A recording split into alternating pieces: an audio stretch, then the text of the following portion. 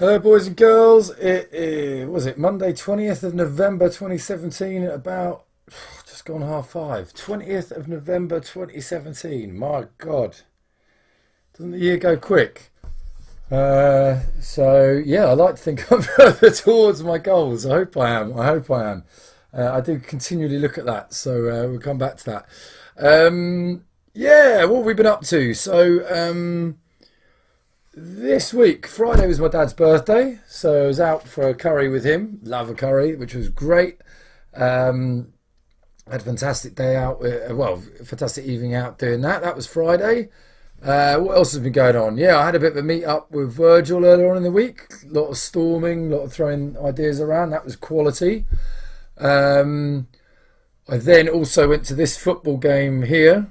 I'm an Arsenal fan, and it was fairly satisfying to beat another London team 2-0, which was great. Wasn't really expecting it, to be honest. But yeah, I don't like to get too precious about these things. We need more love in the world. Although, yeah. Anyway, enough of that. Yeah, that was my view there. What else has been going on? Yeah, there's been. So I'm thinking as I go here. My man Ione over in Sweden's been ramping up his game on the crypto stuff. So that's been fairly fascinating. I'm enjoying that. He really knows his stuff. So good work there, bro. Yeah, and I don't know what else has been going on. I guess it's just been really busy doing all of that stuff. I've been I've been focusing again. I've been going through a business course thing again, and I've been reading lots of books. So I finished 24 Assets. Where's that? I can't see it now. 24 Assets. I only just finished it, so it should be around. Anyway, it's one of Priestley's books. I don't know what I've done with it. Where is it? Anyway, you don't want to see me looking around the map. 24 Assets by Daniel Priestley. I don't know why it's not on the shelf up there. Yeah, okay, well, we won't carry on looking at that. But I posted it the other day. Anyway, so yeah, let's get a bit of energy into this. So, yeah, I posted it the other day. It's a book about, how you set yourself up with assets, really. Okay, so your whole business model is based around assets, and that's what drives the value. So it's the value of your assets which will ensure that you have. I really want to show you the book. It's kind of grinding my gears, which gives you your value as finally. Sorry, I've got loads of organisation going on here. 24 Assets. There you go. Daniel Priestley, great guy. Same guy that wrote Entrepreneur Revolution, which I'm on now, and oversubscribed. So yeah. So here's your 3 books. Da-da-da. Whatever you want to make of that. There you go. Anyway, they're all good books. I recommend it. But yeah, 24 Assets is about the idea that your business really is just a bunch of assets, which is kind of funny because that's how I think of a business, is just an asset really anyway, something that generates revenue. But the whole point is that he's saying if your business isn't being successful, it's because one of these assets within your business isn't performing too well. So let's see if I can just call out these assets. So intellectual property assets, that's a kind of obvious one. Brand assets, market assets, product assets, systems assets. Yeah, key one there is, so the systems that you've actually got placed within your business, they have value as well. But anyway, I won't go on about that too much, but I would recommend that certainly it kind of fits in nicely with E-Myth regarding setting your business up with, systems. I love it. I love the concept of businesses being systems. It just makes me so excited because being an engineer, I can draw out, engineer, I'm a software architect now. Previously, I studied engineering, and it just makes sense to me, numbers guy. Anyway, so that's that. I'm kind of doing that a bit to death, aren't I? But I've been enjoying that book. So I've now moved on to his other one, Entrepreneur Revolution, which really did sort of sing true to me, and kind of was one of the main ones that kicked me off on this journey way back when. So that's that. What else have we got going on? Yeah, Benji's posted a video the other day about bubbles being everywhere. Yeah, so I'm hearing more and more about this. Obviously, we've got housing bubbles, cryptocurrency bubble at the moment with Bitcoin potentially. We'll come back to that. Obviously, the equity markets seem to be in a bubble. Everything's kind of bubbling at the moment. Bond markets are bubble. Um, that doesn't mean to say they're going to burst, but it does. The fact that they could be in a bubble is kind of fairly fascinating, and it's an interesting time. But having said that, as I think it was Andy made the point that the reason these bubbles are appearing is because they're creating all this money, right? And when you print money, the money has to go somewhere, and us humans seem to like investing in property and stocks and whatever else. We're not very creative other than that. So anyway, that's why we're getting these. Property and stocks, yeah. So that's why we might be seeing these bubbles, if indeed they are bubbles. I mean, it makes sense that they are, but I guess the bubble's got to pop before you know it's actually a bubble. So anyway, there's that. Some musings from within my brain on that.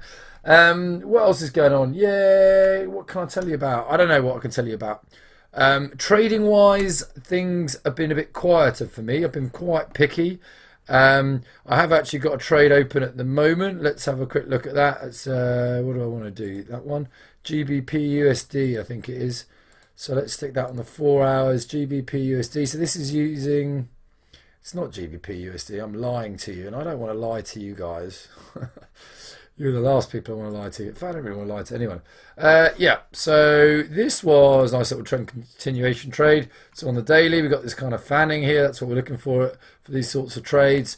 And then I kind of, it was a bit of a hook and crook kind of entry point around here. But did get in. So it's kind of two back, one long here. But I was actually late with it. So if I'd actually followed it to the textbook, I actually would have lost this trade. But I was fortunate. I don't really want to call it luck, but I was fortunate in that I got filled here. And off we go. We've just got this position on. So I've locked in 13. I've already got another 10. So it's about, I've got a guaranteed, well, guaranteed. I could get slipped. But, I should get a minimum of zero point 0.2 out of that, which, yeah, it's actually only a 0.16 risk trade. So I'm over 1R there. It'd be interesting to see what this does here. Someone was making the case earlier on in my trading group that this could be a case for a short now. But there's always a case, I find. So you just got to trade your strategy, I'm just going to keep squeezing this up here. I'm hiding behind this, what is that, 25 EMA, and I'm just kind of going to keep edging that up. So, tomorrow I'll get another couple of candles in here. I can probably squeeze that up to, I could in theory do it now. I'll probably get it in here somewhere. And then, I've got it up to 0.3%. But I mean, that's likely for for tomorrow. So that I've got that on there. I don't really have much else. I've noted a few other things which I'm looking at. I've got an order sitting on here on Aussie USD. Let's have a quick look at that. So let's check the daily charts first. Aussie USD. So yeah, great, like fanning down here. So this is a nice trending market. You could argue it's it's going to require some sort of pullback at some point. Let's just draw those on there. Some support levels. So it could well kind of pull back into this zone here, and then it would be looking for a short. But at the end of the day, this is a nice solid trend down. Regarding support, to stop us, there is a kind of level here, I guess. So that could be risk, it could be a point. But I mean, the main one is down here where my take profit is on one of those positions. So I could see that heading down further south.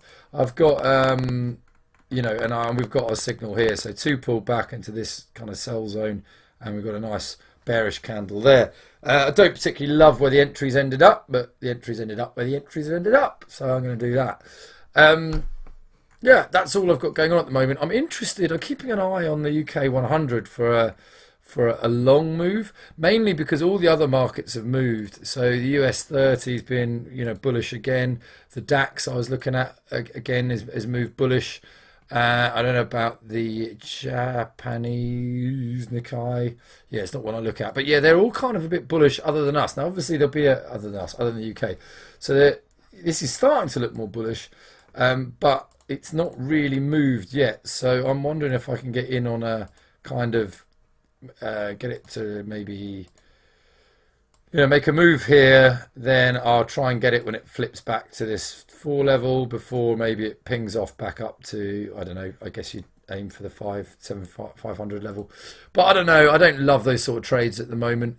Let's just have a quick look if I add no, add a MACD cross on it just to see. Come on.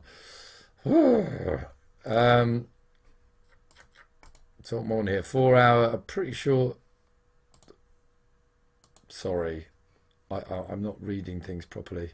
MACD, that's what I wanted. Did I just put on another thing? Okay, so 4 hour went ages ago. I remember looking at that and thinking, interesting. I thought it was the 8 hour. I think the 8 hour is just about to go. So yeah, I wouldn't be against buying this now, to be honest. I'm not going to because I'm massively risk averse at the moment, and I've taken a hammering, being 10% down. That was the lowest I've got this year. In fact, I think I just went over. But yeah, I'm going to make all that back. But yeah, that's one I'm keeping an eye on. Silver and the metals have been taking a hammering as well. So I don't like that. I really don't like that.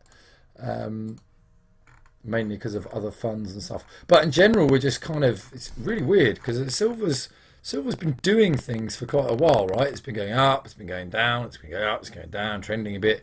But we're really moving sideways here. I mean, so when would you say that it stopped doing that? It kind of entered this range about here, didn't it? Which is, come on, mate, give me a bloody chance here.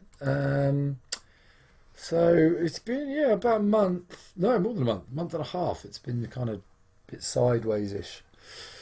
Anyway, that is that. Just trade what you see, right? The reason it's not the trading reason, it's because I'm invested in silver, which is why, trading-wise, don't care. Investment-wise, yeah, not great.